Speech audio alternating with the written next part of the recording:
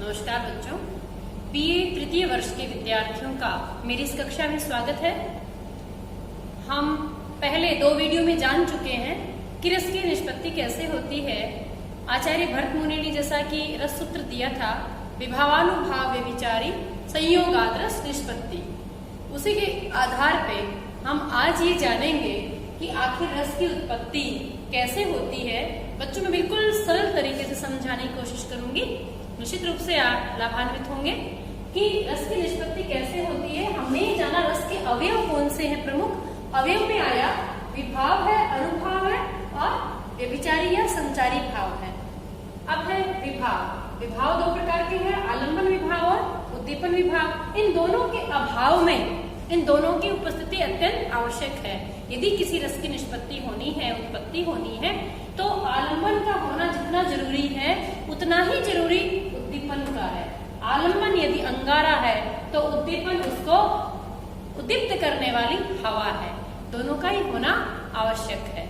और उसके बाद आती है अनुभाव, जिसके 4 श्रेणियां हैं।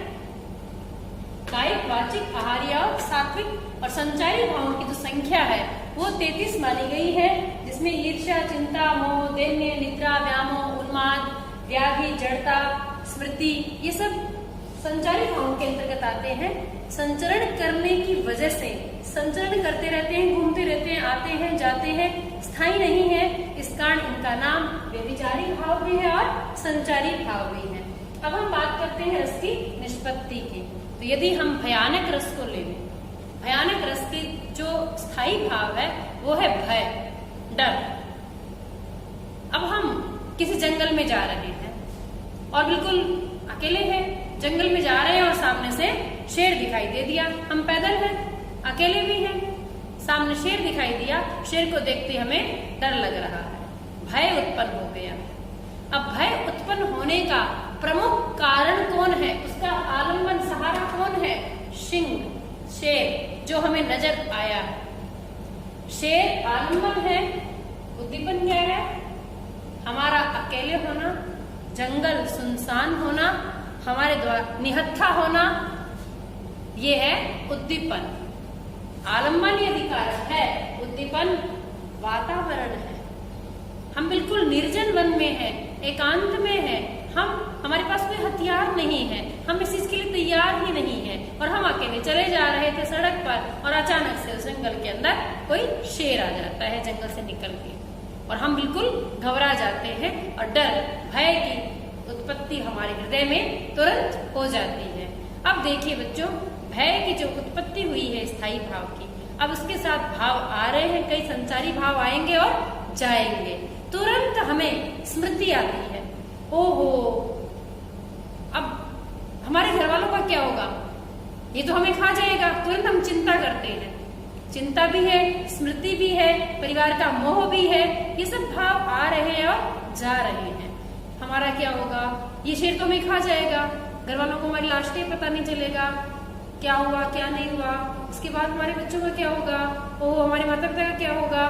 मतलब हम चिंतित होते हैं, चिंता हो रही है, स्मृति आ रही है, मोह हो रहा है। लेकिन ये संचारी भाव आ रहे हैं और जा रहे हैं। लेकिन हमारे हृदय के अंदर जो भय है वो और भी ज्यादा मजबूत होता जा रहा है, डर निरंतर बढ़ता चला जा रहा है, स्थायी भाव और भी ज्यादा स्थायी होता चला जा रहा है। अब क्या होगा, हमारे हृदय में आलंबन उपस्थित है, शेर, उद्दीपन, वातावरण बिल्कुल एकांत निर्जन, हम अकेले निहत्थे और डरपोक। अब हमें लगता है कि शेर तो एक ही छलांग में हमें मार डालेगा। अब हमारे शरीर की क्या दशा होती है बच्चों, वो अनुभाव है। ये 4 श्रेणियां हैं।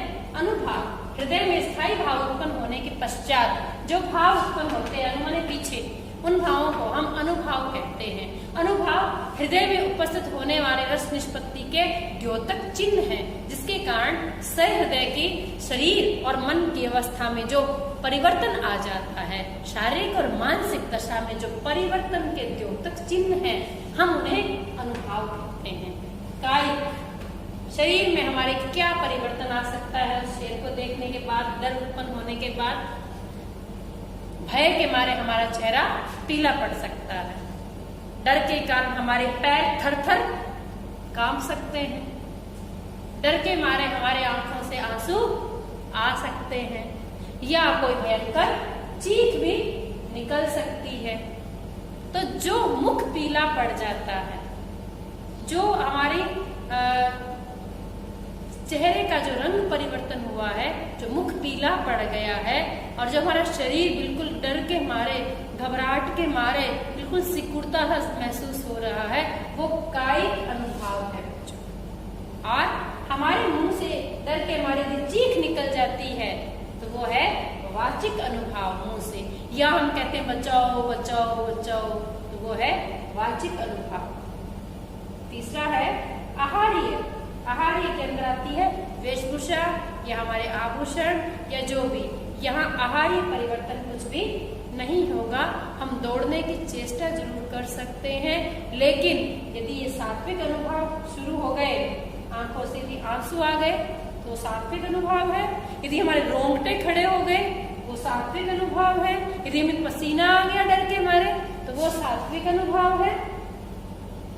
और यदि हमारे पैरों में स्तंभन हो गया, पैरों से दौड़ा नहीं जा रहा, यूं लगता है दोनों पैर बिल्कुल अपने स्थान पर जम गए हैं, हम नहीं दौड़ सकते डर के मारे, तो वो है स्तंभन, उसे वो भी सात्विक अनुभव है। बच्चों, सात्विक अनुभव वो होते हैं जिन्हें हम जानबूझकर उत्पन्न नहीं कर सकते, और यदि उत्पन्न हो जाए तो उन्हें तुरंत हम मिटा नहीं सकते। यदि हमारे आंखों से आंसू आए हैं, पसीना आया है, यदि पैर थर थर कांप रहे हैं या पैरों में स्तंभन हो गया है, तो ये सब सात्विक अनुभव है। काया में परिवर्तन, मुख पीला पड़ गया, ये कायिक अनुभव है। मुंह से चीख निकली, ये वाचिक अनुभव है। दौड़ने की कोशिश कर रहे हैं, बचने की कोशिश कर रहे हैं, यानी बुद्धि भी लगा रहे हैं हम, ये हमारे संचारी भाव है। चिंता, क्रोध भी आता है, क्यों आए हम यहाँ पर, आने की क्या जरूरत थी, आज मना किया था उधर मत जाना, लेकिन फिर भी हम तो आ गए। खुद पे क्रोध भी आ रहा है, मोह भी हो रहा है बच्चों से, दीनता की स्थिति हो रही है कि काश ये मुझे छोड़ दे, मन ही मन हम प्रार्थना कर रहे हैं कि हमें छोड़ दे शेर। ये सब संचारी भाव है, व्यभिचारी भाव है। आ रहे हैं और जा रहे हैं, लेकिन सामने आलम्बन उपस्थित है, उद्दीपन है, तो ये जो रस है इसकी निष्पत्ति कोई नहीं रोक सकता। अब हम बात करते हैं बच्चों भयानक रस में, ये जो भय नामक स्थायी भाव है, स्थिति सेम है लेकिन कुछ परिवर्तन है। क्या? हम जंगल में जा रहे हैं लेकिन बंद गाड़ी में है, फिर हमें शेरों का काफिला नजर आता है, शेर आलम्बन है, आलम्बन होते हुए भी हमारे हृदय में क्या भय उत्पन्न होगा? यदि हम बंद गाड़ी में हैं, जाली लगी हुई है और शेरों को देखने के लिए निकले हैं रणथंभौर के अभयारण्य में, ऐसा नहीं होगा। हमें खुशी होगी उस आलम्बन के होते हुए भी हमारे हृदय में भय नामक स्थायी भाव नहीं होगा, बल्कि हम उल्टे खुश होंगे कि चलो शेर दिखाई दिए, काश इनका परिवार भी दिखाई दे जाए, छोटे शेरों के बच्चे भी दिखाई दे जाए। क्यों? उद्दीपन नहीं है, आलम्बन है, हम सहृदय वही व्यक्ति है, लेकिन उद्दीपन नहीं होने से यहाँ रस की उत्पत्ति नहीं हो सकती। ठीक ऐसे ही यदि हम हवाई जहाज से गुजर रहे हैं ऊपर से और नीचे हमें जंगल का नजारा दिखाई देता है और वहाँ शेरों का काफिला नजर आ रहा है, तो क्या उन शेरों को देखकर हम डर के मारे पीले पड़ जाएंगे, आंसू आएंगे? नहीं। क्यों? आलम्बन तो है वो शेर, हम भी सहृदयी हैं, हमारे हृदय में रस की उत्पत्ति होनी चाहिए, नहीं, कारण उद्दीपन नहीं है। उद्दीपन जब तक नहीं होगा तब तक रस की निष्पत्ति बच्चों नहीं हो सकती। इसी को हम श्रृंगार रस के माध्यम से भी समझने की कोशिश कर सकते हैं। एक बहुत सुंदर कन्या तैयार होकर कहीं एकांत निर्जन में बैठी हुई है किसी लता के नीचे, और उसको एक युवक देखता है और उसके हृदय में तुरंत रति, प्रेम, रति नामक स्थायी भाव उत्पन्न हो जाता है। वह जाकर उस सुंदरी से परिचय करता है, उसके पास बैठता है, दोनों एक दूसरे में रुचि ले रहे हैं, परस्पर प्रेमालाप करने शुरू कर दिया। आपस में अपना परिचय देने के पश्चात एक दूसरे की पसंद को जानकर वो एक दूसरे को पसंद करना शुरू कर देते हैं। बच्चों, यहाँ उस युवक ने उस सुंदरी को देखा और उसके हृदय में रति नामक स्थायी भाव उत्पन्न हुआ। वो युवती क्या है? आलम्बन।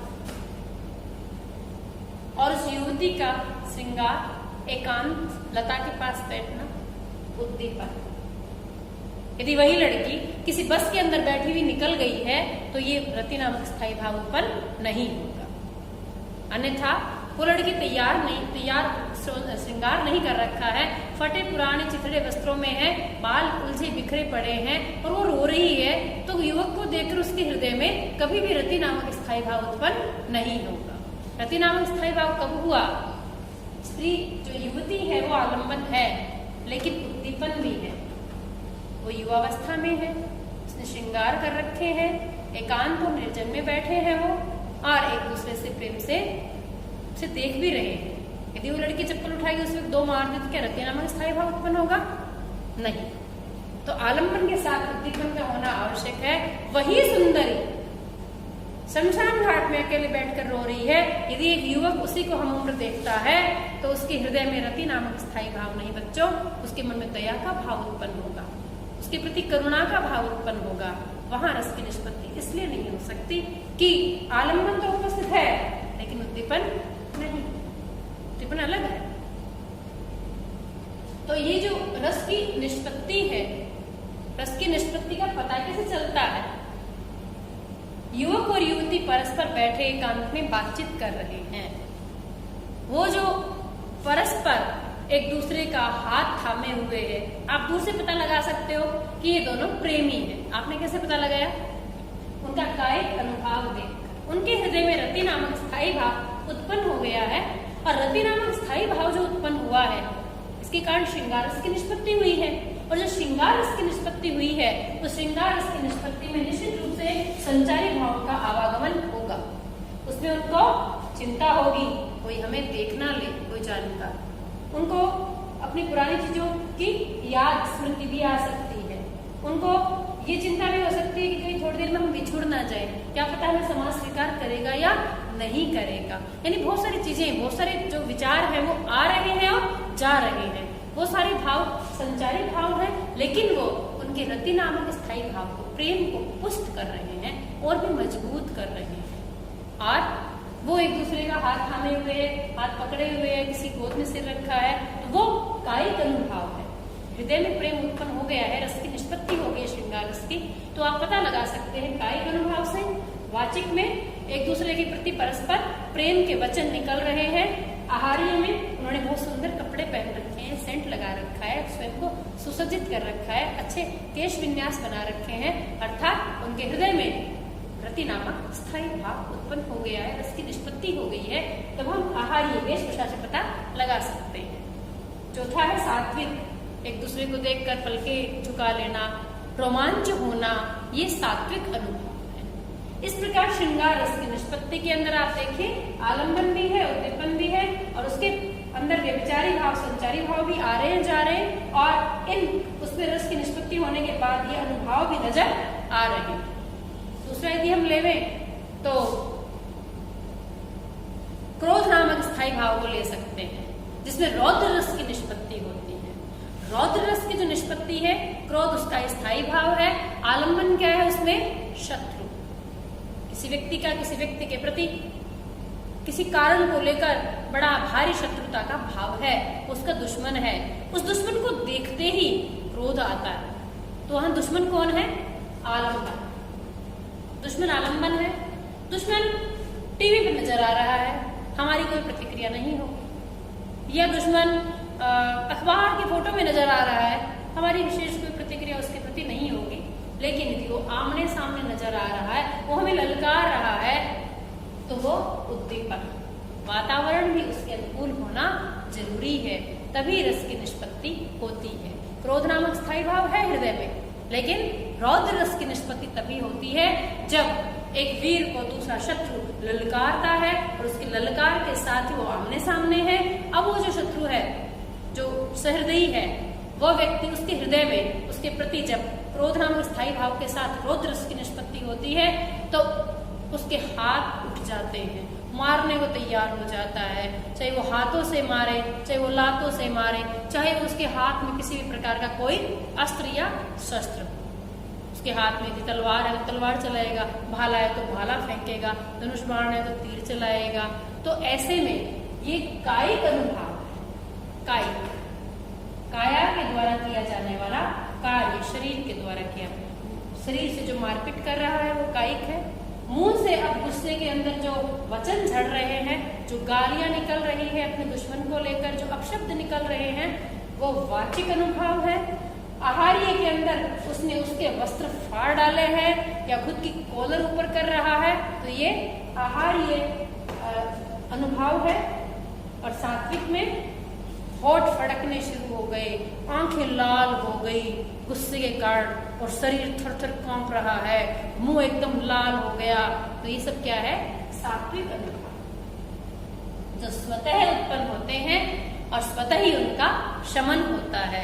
हमारा उनके ऊपर कोई प्रतिरोध नहीं चलता है, उन्हें हम सात्विक अनुभाव कहते हैं।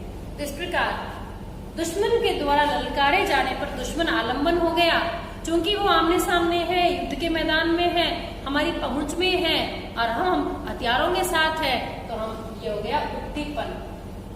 दुश्मन ललकार रहा है लेकिन हमारे पास कोई हथियार ही नहीं है, हम लड़ने की स्थिति में नहीं है, तो वहां उद्दीपन नहीं। वातावरण भी उसी के अनुरूप होना जरूरी है, तभी वो उद्दीपन होगा। उद्दीपन होने के बाद संचारी भाव आ रहे हैं, जा रहे हैं, मैं तुझे मार डालूंगा, मैं ये कर दूंगा, तूने ये किया था तो ये कर ही नहीं सकता, ये सब जो चीजें हैं मन में भाव तो आ रहे हैं कि कल को ये दुश्मन मुझे ना हानि पहुंचा दे, कल को इस दुश्मन ने ये किया था, तो स्मृति, दैन्यता, कभी उन्माद, कभी चिंता, कभी ईर्ष्या, ये सब भाव जो है ये आते हैं और जाते हैं, लेकिन इनका काम क्या है?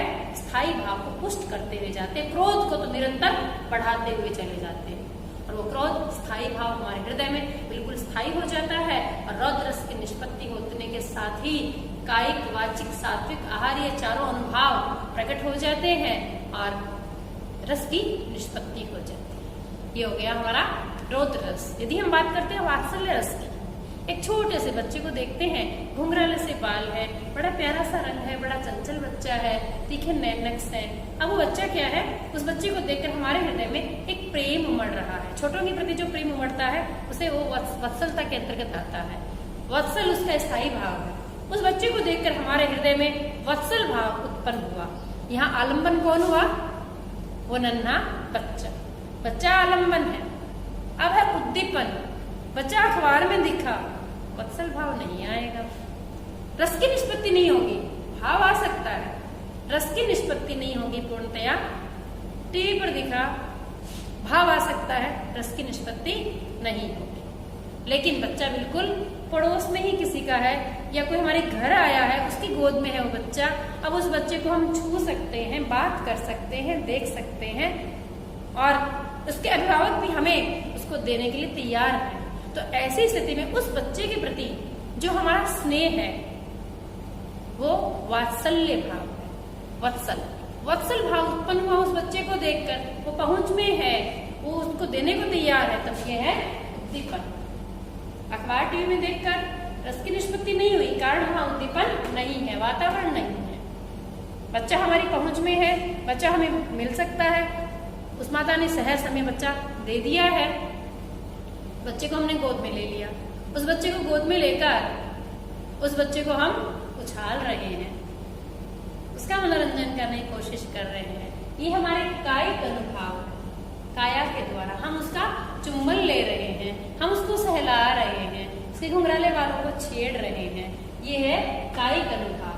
और हमारे मुख से जो वचन झड़ रहे हैं उस बच्चे के प्रति, ओ बड़ा प्यारा है, ओ बड़ी प्यारी बिटिया, नन्नू गुल्लू मुन्नू, तो ये जो वचन झड़ रहे हैं ये है वाचिक अनुभाव। हमारे हृदय में वात्सल्य रस की निष्पत्ति हो गई है।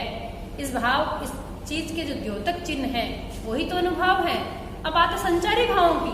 संचारी भाव आ रहे हैं और जा रहे हैं। क्या आ रहा है हृदय में? प्रेम तो हम उस बच्चे को कर रहे हैं, तुरंत मन में चिंता सी हो रही है, बच्चे को उछाल तो रहे कि गिर ना जाए, अरे ये बच्चा के रोने ना लग जाए, बच्चा के डर ना जाए, कहीं इसकी माँ इसको जल्दी ना ले जाए।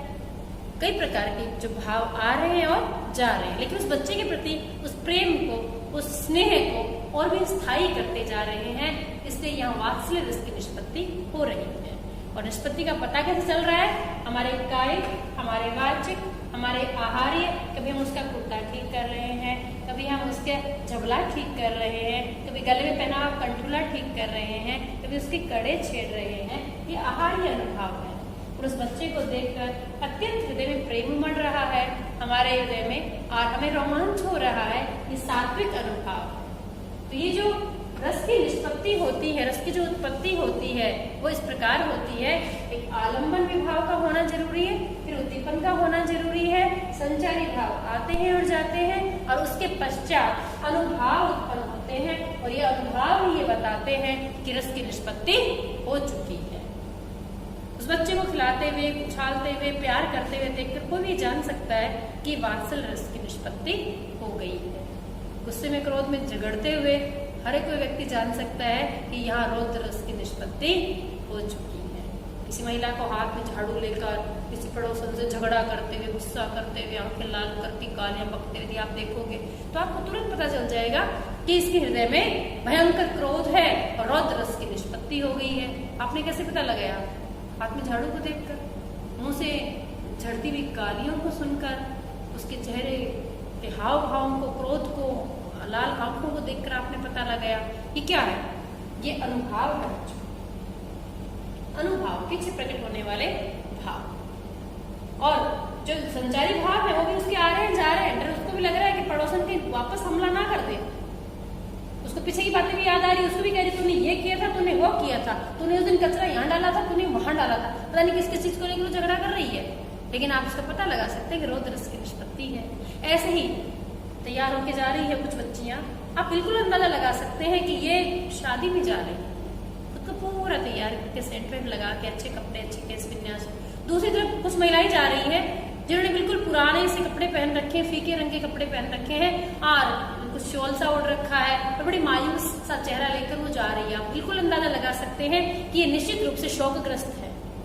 कोई व्यक्ति बैठा है, चेहरा उतरा हुआ है, आंखों से आंसू बह रहे हैं। आप निसंदेह पता कर सकते हैं कि इसके हृदय में शोक नामक स्थायी भाव की निष्पत्ति है, करुण रस की निष्पत्ति है। करुण रस की निष्पत्ति हो चुकी है। द्योतक चिन्ह क्या है? आंसू। उसका चेहरा उतरा हुआ, भयंकर दुखी है वो व्यक्ति, आप पता लगा सकते हैं। और व्यक्ति अत्यंत प्रफुल्लित होकर घर पे आप चेहरा देखकर, उसके हाव भाव देखकर पता लगा सकते हैं कि अत्यंत प्रसन्न है। इसके हृदय में जो है वो उत्साह, इसके हृदय में उत्साह नामक स्थायी भाव है बिल्कुल, और इसके रस की निष्पत्ति हो चुकी। तो ये जो रस की निष्पत्ति है, इसके अंदर विभाव, अनुभाव और संचारी भाव, इन तीनों के मिश्रण का होना आवश्यक है। बच्चों, निश्चित रूप से आप समझ गए होंगे। आज इतना ही, धन्यवाद।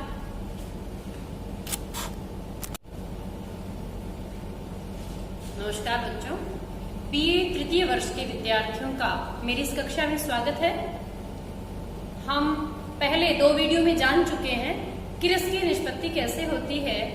आचार्य भरत मुनि ने जैसा कि रस सूत्र दिया था, विभावानुभाव व्यभिचारी संयोगाद रस निष्पत्ति, उसी के आधार पे हम आज ये जानेंगे कि आखिर रस की उत्पत्ति कैसे होती है। बच्चों में बिल्कुल सरल तरीके से समझाने की कोशिश करूंगी। निश्चित रूप से आप लाभान्वित होंगे कि रस की निष्पत्ति कैसे होती है। हमने जाना रस के अवयव कौन से हैं। प्रमुख अवयव में आया विभाव है, अनुभाव है और व्यभिचारी या संचारी भाव है। अब है विभाव। विभाव 2 प्रकार के हैं, आलंबन विभाव और उद्दीपन विभाव। इन दोनों के अभाव में इन दोनों की उपस्थिति अत्यंत आवश्यक है। यदि किसी रस की निष्पत्ति होनी है, उत्पत्ति होनी है, तो आलंबन का होना जितना जरूरी है उतना ही जरूरी उद्दीपन का है। आलंबन यदि अंगारा है तो उद्दीपन उसको उद्दीप्त करने वाली हवा है। दोनों का ही होना आवश्यक है। और उसके बाद आती है अनुभाव, जिसकी 4 श्रेणियां हैं।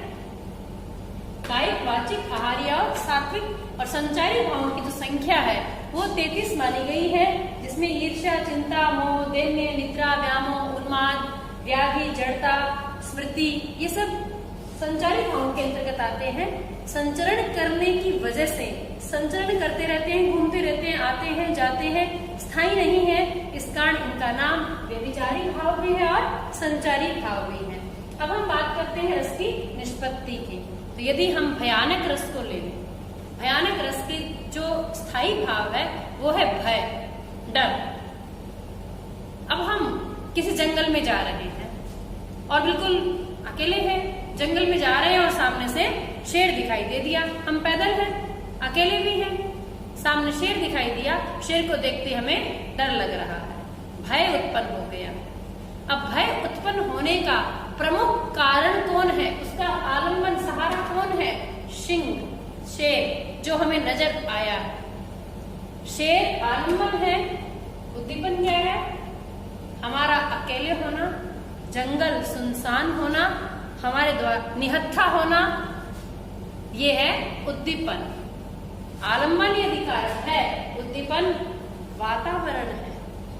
हम बिल्कुल निर्जन वन में हैं, एकांत में हैं, हमारे पास कोई हथियार नहीं है, हम इस चीज के लिए तैयार ही नहीं है, और हम अकेले चले जा रहे थे सड़क पर और अचानक से उस जंगल के अंदर कोई शेर आ जाता है जंगल से निकल के, और हम बिल्कुल घबरा जाते हैं और डर, भय की उत्पत्ति हमारे हृदय में तुरंत हो जाती है।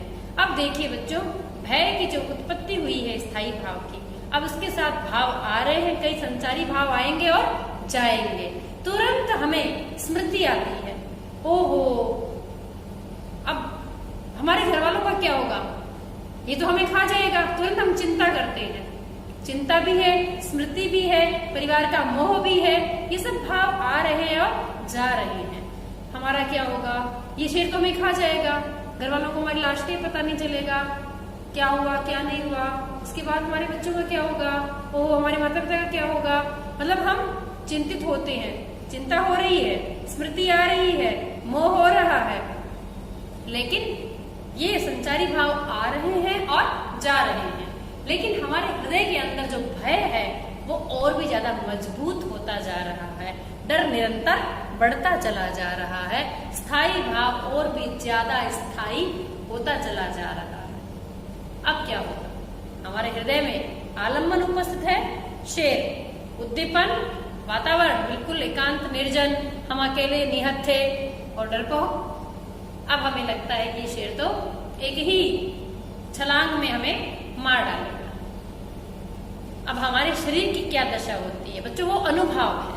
ये जो 4 श्रेणियां हैं, अनुभव, हृदय में स्थायी भाव उत्पन्न होने के पश्चात जो भाव उत्पन्न होते हैं अनुमाने पीछे, उन भावों को हम अनुभव कहते हैं। अनुभव हृदय में उपस्थित होने वाले रस निष्पत्ति के द्योतक चिन्ह हैं, जिसके कारण सहृदय की शरीर और मन की अवस्था में जो परिवर्तन आ जाता है, शारीरिक और मानसिक दशा में जो परिवर्तन के द्योतक चिन्ह हैं, हम उन्हें अनुभव कहते हैं। कायिक शरीर में हमारे क्या परिवर्तन आ सकता है, शेर को देखने के बाद, डर उत्पन्न होने के बाद, भय के मारे हमारा चेहरा पीला पड़ सकता है, डर के कारण हमारे पैर थर-थर कांप सकते हैं, डर के मारे हमारे आंखों से आंसू आ सकते हैं, या कोई भयंकर चीख भी निकल सकती है।